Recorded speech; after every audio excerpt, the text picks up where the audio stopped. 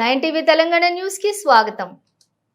భీమ్గల్ పట్టణ కేంద్రంలో గల శ్రీ నింబాద్రి లక్ష్మీ నరసింహస్వామి వారి గ్రామాలయం నందు స్వస్తి శ్రీ క్రోధినామ సంవత్సర జయంతి నవరాత్రి ఉత్సవాలు నిర్వహిస్తూ ఉన్నారు.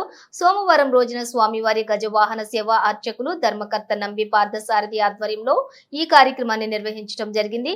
ఈ కార్యక్రమంలోని అర్చకులు నంబి వాసుదేవాచార్యులు, విజయసారథి, నంబి నారాయణ పాల్గొన్నారు.